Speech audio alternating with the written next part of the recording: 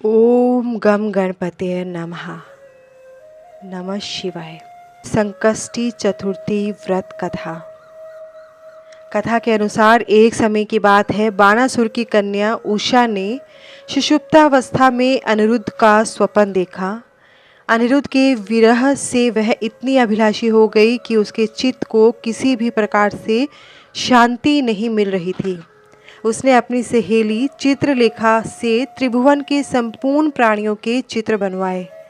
जब चित्र में अनिरुद्ध को देखा तो उसने कहा, मैंने इसी व्यक्ति को स्वप्न में देखा था, इसी के साथ मेरा पाणी ग्रहण भी हुआ था।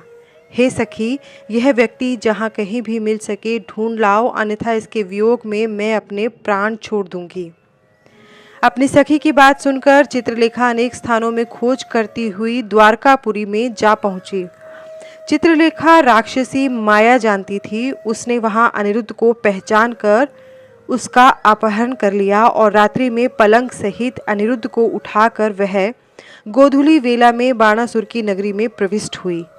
इधर प्रद्युम्न को पुत्र शोक के कारण असाध्य रोग से ग्रसित होना पड़ा।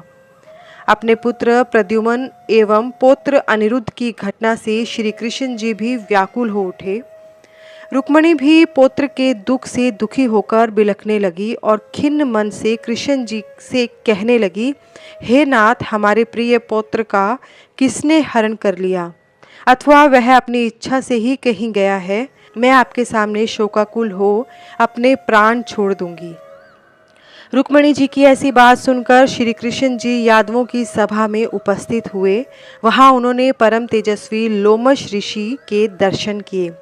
उन्हें प्रणाम कर श्री कृष्ण ने सारी घटना कह सुनाई। श्री कृष्ण ने लोमश ऋषि से पूछा, हे मुनिवर, हमारे पुत्र को कौन ले गया? वह कहीं स्वयं तो नहीं चला गया है? हमारे बुद्धिमान पुत्र का किसने अपहरण कर लिया है? यह बात मैं आपसे जानना चाहता हूँ। उसकी माता पुत्र वियोग के कारण बहुत दुखी है।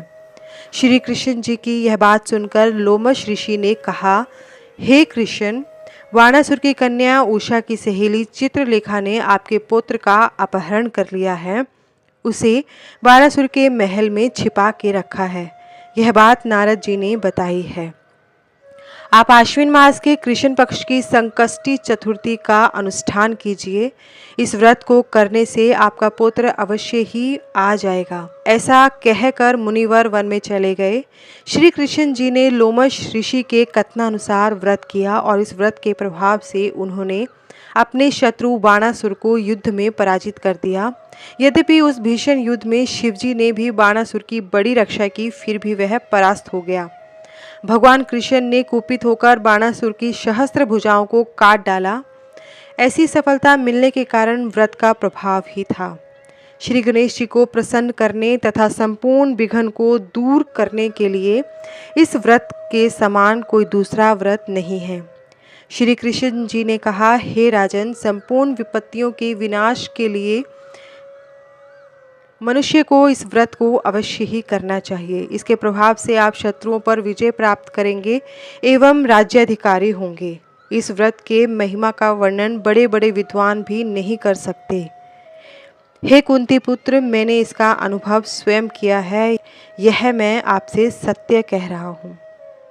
इसी के साथ संकष्टी चतुर्थी व्रत कथा संपन्न होती है। श्री गणेशाय नमो नमः। नमः शिवाय। धन्यवाद।